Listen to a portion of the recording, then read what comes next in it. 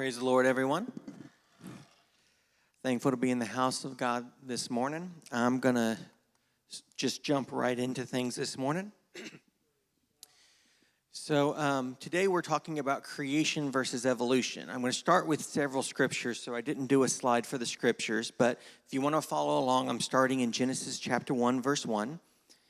The Bible said, "In the beginning, God created the heavens and the earth was without form and void. And darkness was upon the face of the deep, and the Spirit of God moved upon the face of the waters. And God said, 'Let there be light,' and there was light. And God saw the light that it was good. And God divided the light from the darkness.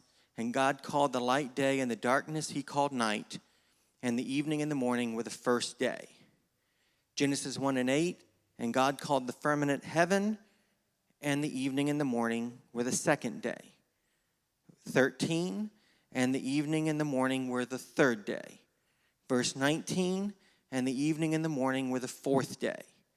Verse 23, "And the evening and the morning were the fifth day." Verse 31, "And God saw everything that he had made, and behold, it was very good. And the evening and the morning were the sixth day." Genesis 2 and 1 said, "Thus the heavens and the earth were finished, and all the host of them.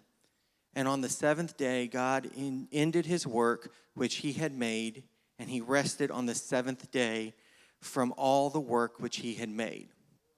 Exodus 20 and 11 says, "For in 6 days the Lord had made heaven and earth, the sea, and all that in them is, and rested the seventh day.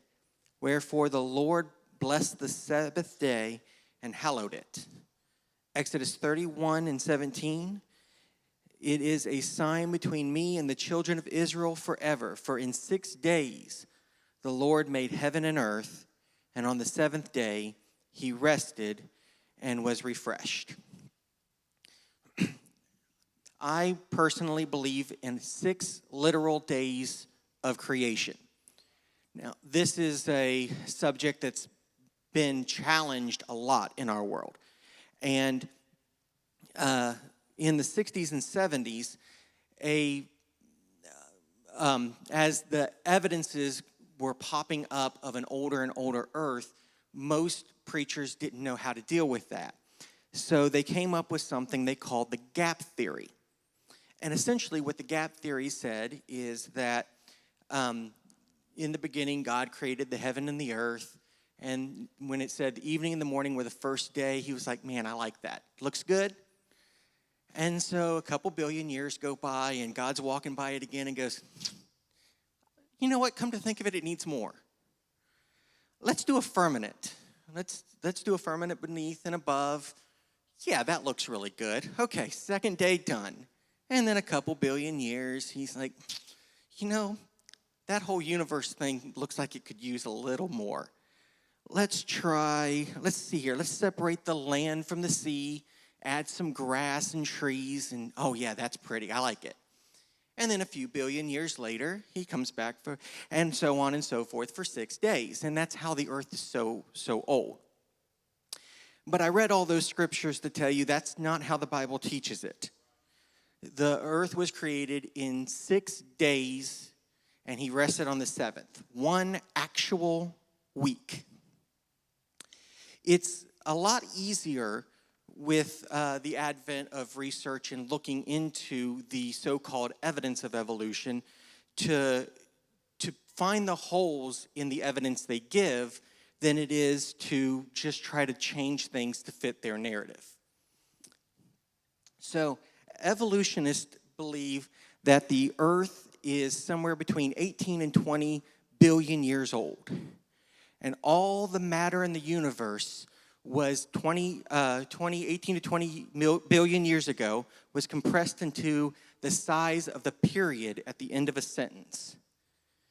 If you got your Bible, you can pull it out real quick and just look at a period and imagine not all the matter in the earth, all the matter in the universe is compressed to the size of a period.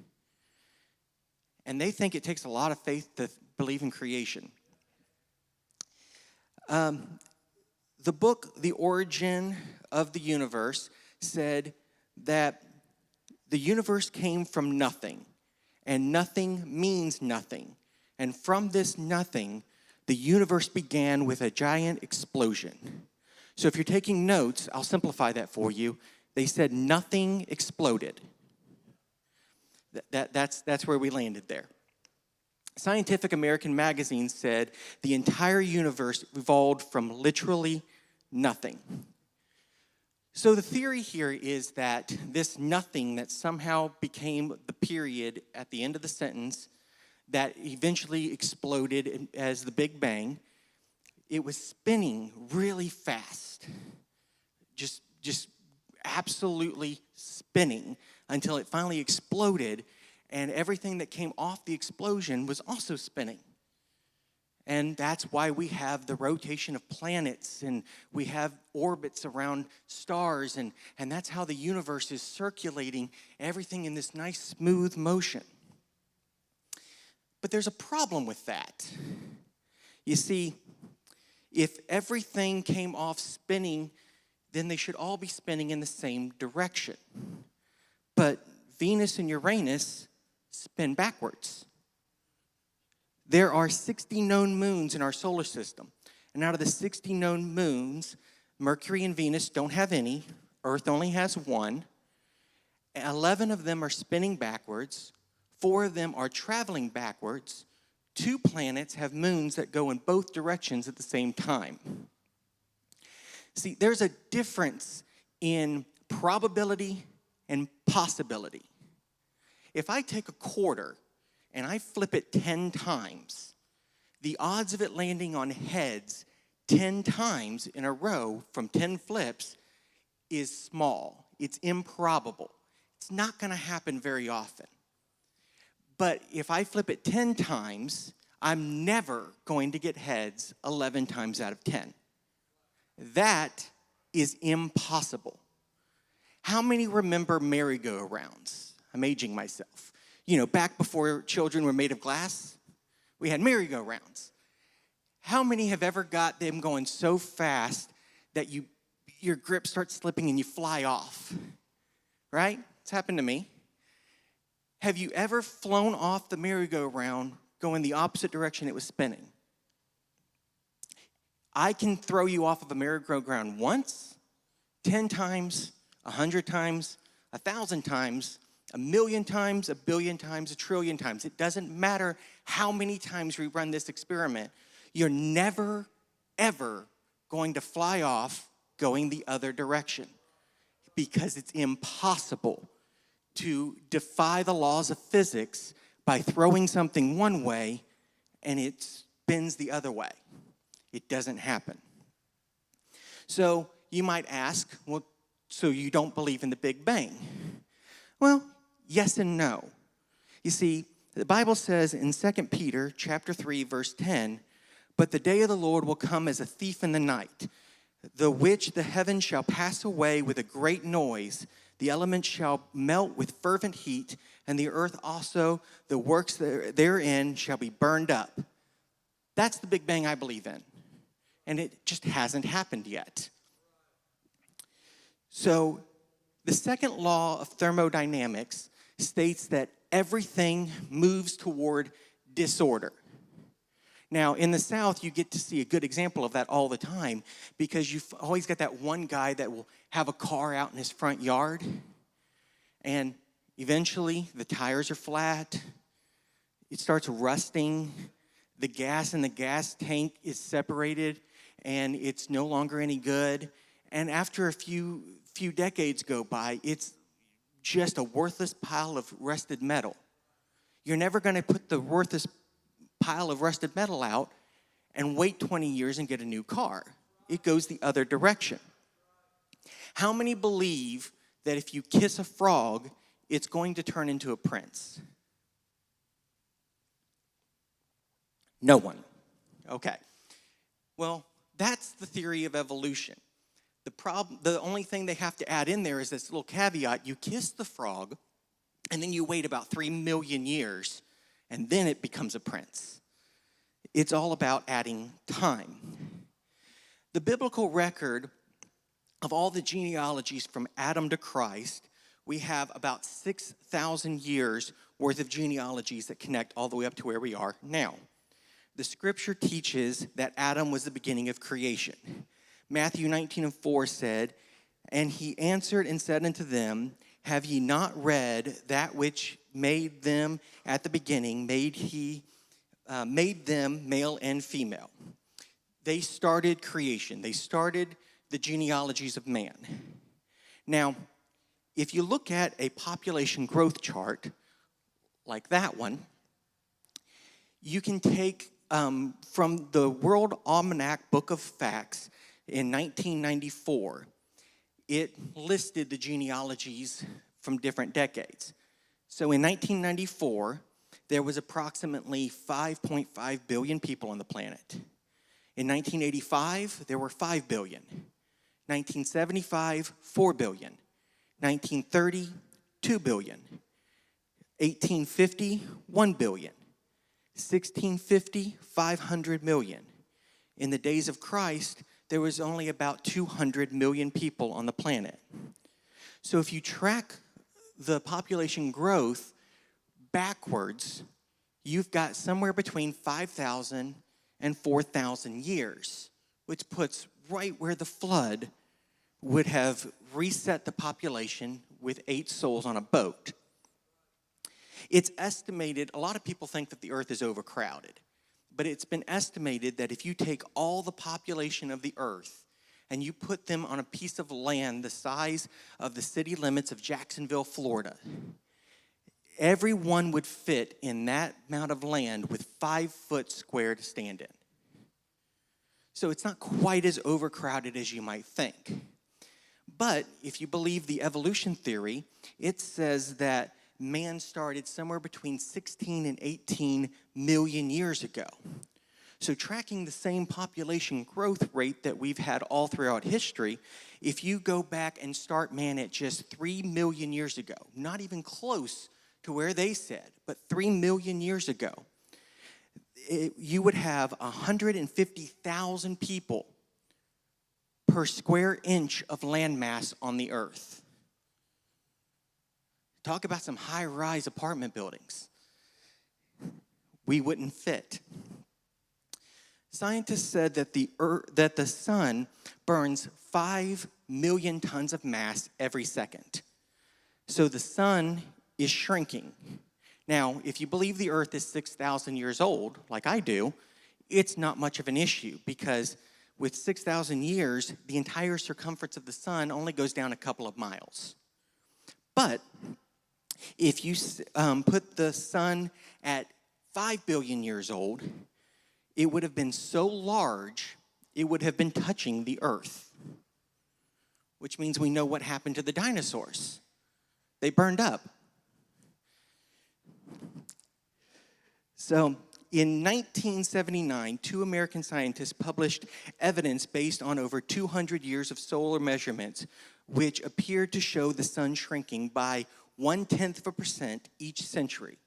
This would mean that the solar system must be less than 100,000 years old. But even at the age of 100,000 years old, it would have been twice its normal size. Jupiter is cooling off twice as fast as it's being warmed by the sun, which means if it were billions of years old, it would be frozen by now. Saturn's rings are expanding. So if you have it a couple billion years old, Saturn would not have had rings. Scientists say that the Earth is moving away from the moon is moving away from the Earth at about 1 inch a year, which means it used to be closer. And since the moon controls the ocean tides, if you come closer to the Earth about 2 billion years, it would be completely flooding the Earth's surface twice a day. So that's what happened to the dinosaurs. They drowned twice a day. Outer space has dust. Not a whole lot of it, but it does. It has dust in outer space. They say it's nothing, but it's not quite nothing. This may not sound like a big thing to us, but it was a massive concern for the Apollo missions to the moon, because without wind and rain like the Earth has, the moon would be collecting dust at a rate of about 1 inch every 10,000 years. Believing the moon to be 4.5 billion years old, scientists believe that the dust would be many, many feet deep.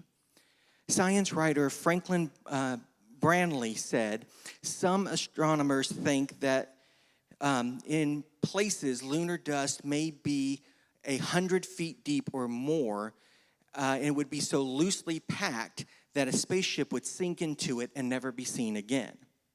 Scientific America, February 1960, page 132, said if 14.3 million tons of space dust fall on the Earth each year, and the same amount falls on the moon's surface, in 5 billion years, it would be 137 feet deep on the moon. So NASA took these warnings extremely seriously. So when they did the Apollo 11 mission to the moon, they put these massive saucers on the bottom of all of the feet to try to pad it and make it not sink into the dust. And they also put probes underneath it to try to measure some of the distance of the dust. The probes were smashed upon impact. If you watch the video of Neil Armstrong stepping on the moon, you'll notice that when he says those famous lines, one small step for man, one giant leap for mankind, he's still holding on to that ladder.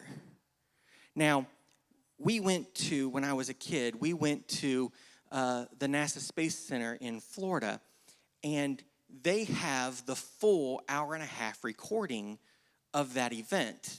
They didn't play the full hour and a half on the news, but you can watch it there. And almost the entire rest of the video is them trying to find out, where is all the dust? They couldn't find it. They took measurements all across the moon's surface, and they could only find about 1/2 inch of dust. So if the Earth is 6,000 years old, well, there's only going to be about 1/2 inch of dust. It proved that the moon was less than 10,000 years old. The Earth has an electromagnetic field that surrounds it. And this electromagnetic field, it helps to protect the Earth from some types of radiation, but it's also a very delicate balance for electromagnetism. See, if electromagnetism is too strong, it sterilizes and would kill everything. And if it's too weak, nothing can survive it. So it's a very delicate balance. But the magnetic field is getting weaker every single year. So 100,000 years ago, no life could have existed on the planet. But the rate that it's degrading also makes radiometric dating impossible to work. Because as the magnetic field gets weaker, more of the carbon-14 and potassium, argon, and other things enter the solar system, which essentially makes all these radiometric datings a rubber ruler. How old do you want it to be? I can stretch it a little bit. In 1963, the scientific journal, page 141, volume 141, page 634 said, a living mollusk snail was tested by carbon-14 dating. The reading showed that it had been dead for 3,000 years. Faulkner and Nation, in their Journal of Geophysical Research, volume 73, July 15th, 1968, page 4601, said, lava rocks were checked in Hawaii by potassium argon method. It was said that they were almost 3 billion years old. However, they came from a well-documented eruption in 1801. In John G. Reed's book, What is Scientific Certainty of Evolution?, He said moon rocks were dated by various radiometric techniques, with dates ranging from 700 million years to as high as 28 billion years. Boy, that's quite an age gap, don't you think? Wouldn't you be a little insulted if it was your birthday and someone says, "How old are you?" And you're like, "Well, guess. I don't know. Let's see, you could be between 40 and 186. Am I close?" No, you're not close. Scientists say that the total amount of sediment that is flowing into the ocean is 27.5 billion tons every year. There are 30.4 million cubic miles of continental crust above sea level, having a mass of 383 billion tons. So do you know how long it would take for erosion like rain and rivers to wash away everything above sea level?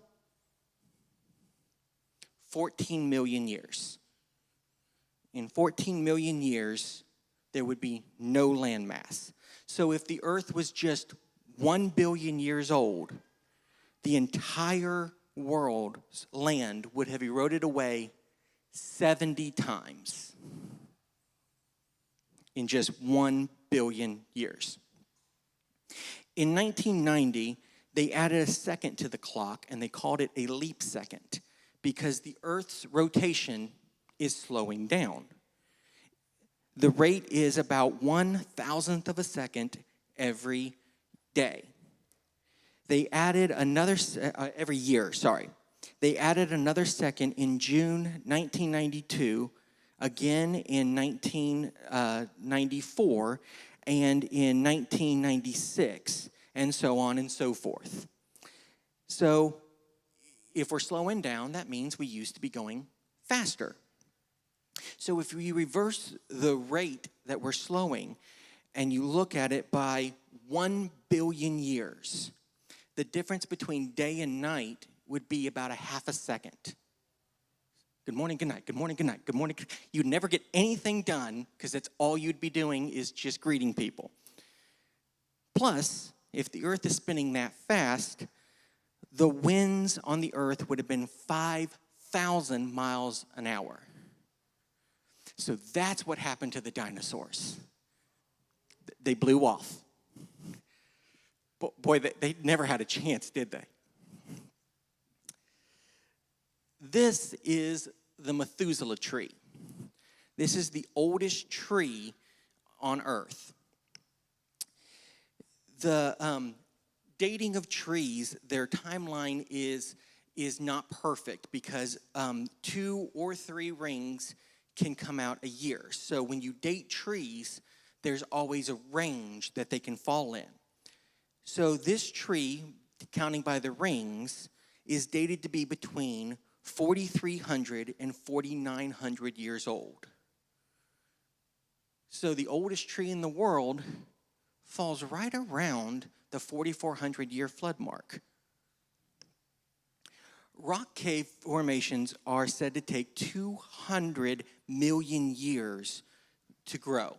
They say it takes 1,000 years to grow 1 inch of stalagmite. But these are 50-inch stalagmites that are growing under the Lincoln Memorial. That was built in 1922. At Fort Perkins in Pensacola, you can find 16-inch stalagmites that are growing from electrical conduit boxes. Carlsbad Caverns is some of the most famous caverns in the country, and it's in New Mexico. In 1988, they had a sign over the entrance that stated the caverns were at least 260 million years old. But as the years went by, that age started to reduce. At one point, it said 7 to 10 million years.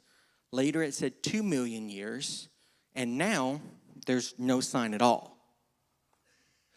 Schools teach our kids that in order for coal to form, a forest has to grow and be buried, compressed down, and then thousands of years later, another forest grows on top of it, and the process starts over and over, and that's how we get these lines of coal.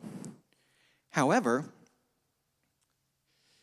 these are petrified trees that are growing through rock layers, including coal. How can that tree go through thousands of years of different sediment layers, the same tree? It can't happen. The Sahara Desert has a prevailing wind pattern, which means that the wind almost always blows in the same direction. This causes the hot air from the desert to blow into the vegetation around the desert, killing it and making the desert grow larger and larger. This process is called desertification. The size of the Sahara and the rate at which it grows places the age at approximately 4,000 years. So if the earth is millions of years old, how is the largest desert only 4,000 years old? Shouldn't we have some bigger deserts somewhere? That's the only thing that would have made sense. Part of the Great Barrier Reef was destroyed during World War II. So an environmentalist group wanted to see how fast it would grow back. They studied the growth of the reef for 20 years, just watching the reef grow. I think it was a government project. 20 years watching the reef, and after watching the rate at which it would grow, they said that the Great Barrier Reef was 4,200 years old. Largest reef in the world. Why don't we have a bigger reef? We should. This is Pangaea. How many know about Pangaea? Yeah, we're all taught about Pangaea. So this is where all the Earth's continents were supposed to come together in one big continent, and 250 million years ago, they start to break apart and go off in different directions. Well, there's a few problems with Pangaea. One, I bet they didn't tell you that they had to shrink Africa about 40% to make it fit. Also, Mexico and Central America are just not there at all. So Pangaea is a world without tacos. I love tacos. I don't like that world. Also, our continents don't float.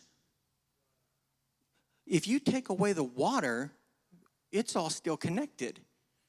It's all still part of the solid landmass. So how did they break apart and float away if they're all still connected underneath? They didn't. So that leads into the question, well, how did we get animals and people and stuff on all these different continents after the flood of Noah's day? Because everything would have been on the one continent. Well, the answer to that is very, very simple. It's a volcanic winter. See, whenever a volcano explodes and erupts, it warms the stratosphere and absorbs the radiation from the sun, and it leaves a cloud of sulfur in the air that drops the temperature in the area dramatically. So if you read about how the flood happened, the Bible said that there was a firmament below and above the earth. That's a layer of water that was below the earth's crust and a layer of water that was above the earth's crust. And the Bible said the fountains of the deep opened up. That means the water shot up out of the ground, and that the firmament above collapsed on the earth. The firmament above was coming up underneath the earth, flooding every fault line on the planet, causing massive earthquakes, and every volcano would be erupting. The flood isn't just a sprinkle that kept getting higher. It was a very, very violent event, a terrifying, violent event. But with all those volcanic eruptions that would have happened due to the flood, the earth would have went through an ice age. And the continents would have been connected, I hit the wrong button, would have been connected by ice.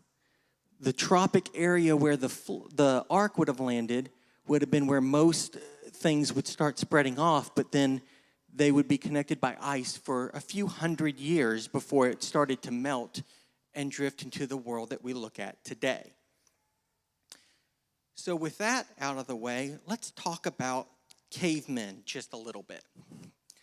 So this is the Neanderthal man, the Nebraska man.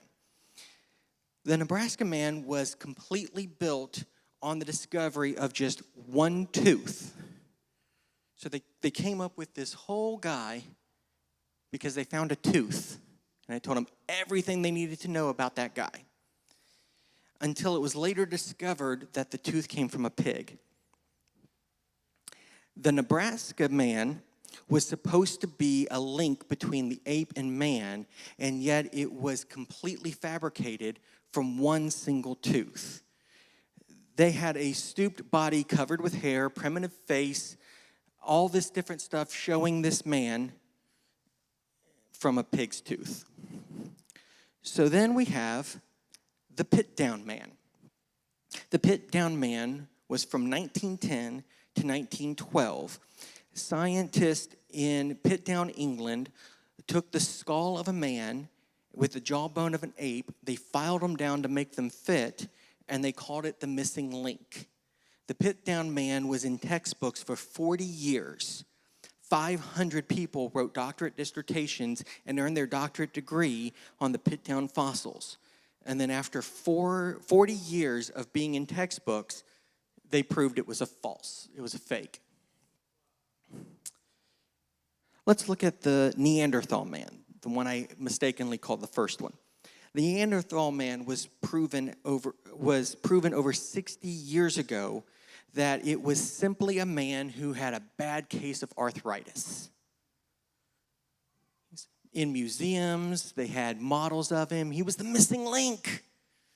He was just sick. We have Lucy. In 1974 in Ethiopia, Lucy was nothing more than a giant chimpanzee. But for years, she was the missing link. Glendo Earth Science, 1999, page 331, scientists use index fossils to determine the age of rock layers. Glencoe Biology, 1994, page 306 to 307 says, the layers of rock fossils are found, let us know the age of the fossils. Page 307 said, the layers of the rock are dated by the fossils found in them. In case that was confusing, what that's saying is they have a chart here that shows you how to date your fossils by the rock layers you find them in. And on the next page of the textbook, they have a chart that tells you how to date the rock layers by the fossils you find in them. So we're dating the rocks by the fossils and the fossils by the rocks. They call that circular reasoning, and it doesn't work. When you look at fossils and stacks of rocks in different places, they make reasonable assumptions in the absence of evidence to the contrary. Layers contain the same fossils in separate locations, must be similar ages. This is called correlation. The consistency of biological succession in different places gives us confidence that this assumption is usually a reasonable one.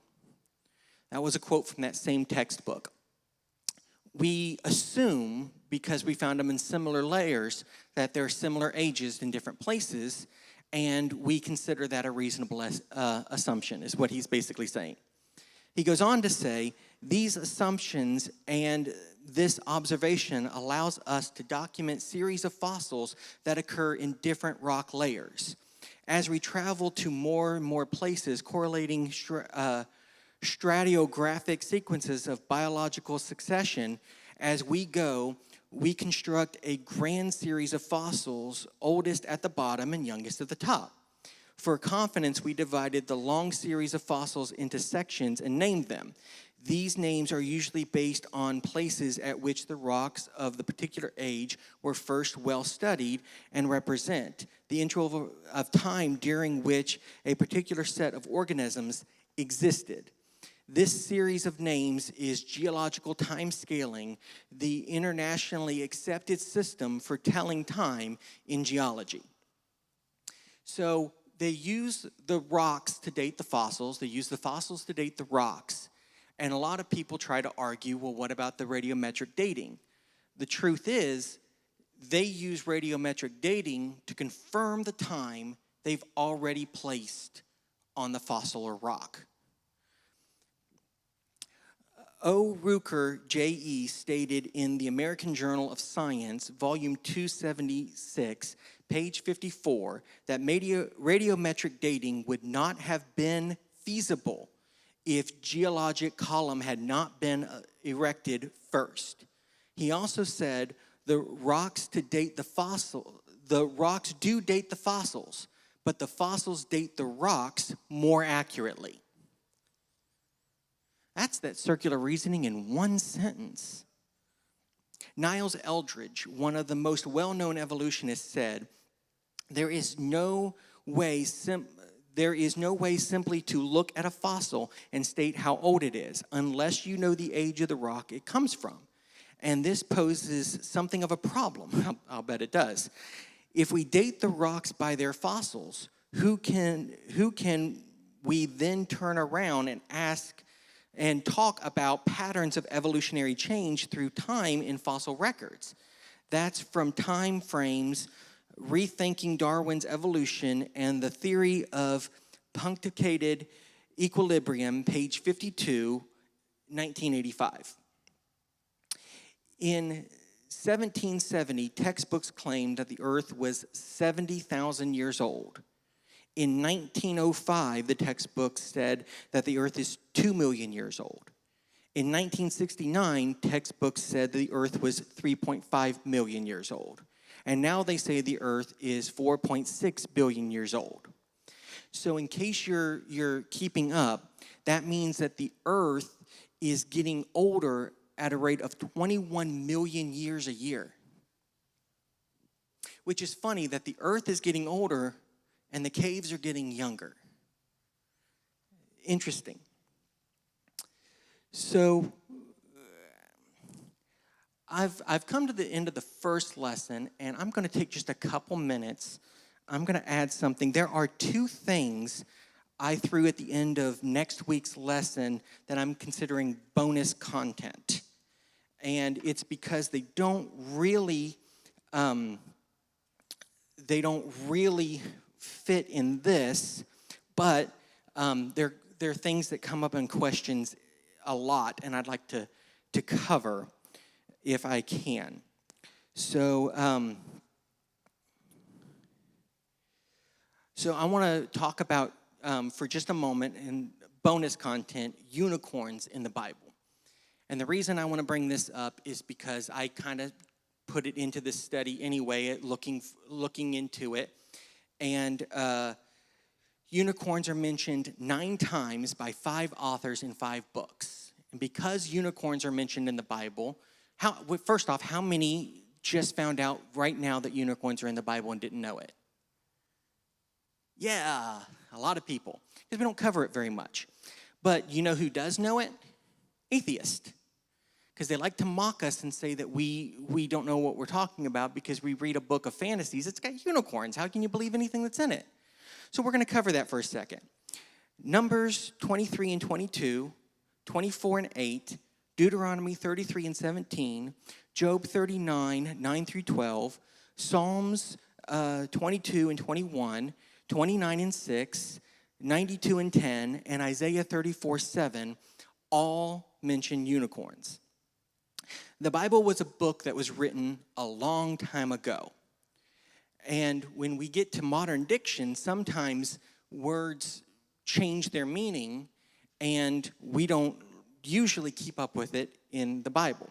If you look at an 1828 Webster's Dictionary, it gives you a better understanding of the word unicorn as it would have been used in the biblical era. It says, unicorn, noun, Latin unicornus, unus, one, and corno, horn.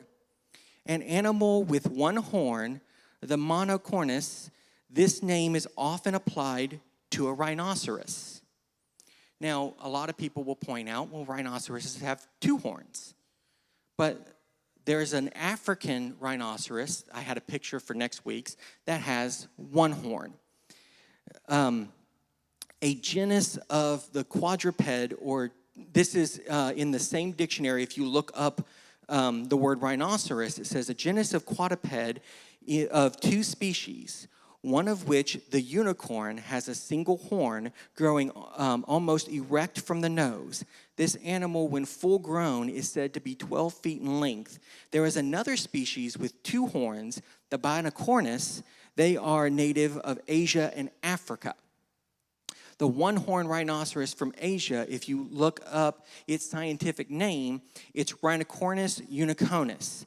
If you look up all the scriptures that use the word unicorn in the Latin Bible, there are 5 different Latin words that were used to be translated to unicorn. Rhinoceros, Rhinocerotis, Rhinocortis, Unicornium, and Unicornus. So when the Bible talks about unicorns, it's talking about a rhinoceros. The only place where it's specifically not talking about the one-horned rhinoceros is in Numbers, when Moses is talking about the rhinoceros, the unicorn, and he said the horns of the unicorn. He's comparing unicorns. He's comparing Ephraim and Manasseh to the horns on the two-horned rhinoceros, because he's comparing one to the larger horn that's in the front and the other to the lesser horn that's in the back. So just because you see unicorn in the Bible, it doesn't mean some magical horse with a horn in the middle of its head. It's just we don't use the word unicorn to describe rhinoceroses anymore. So I want to thank you all for listening to me today. We have 10 minutes before the start of the next service. Grab yourself a drink of water and find a place to pray before service.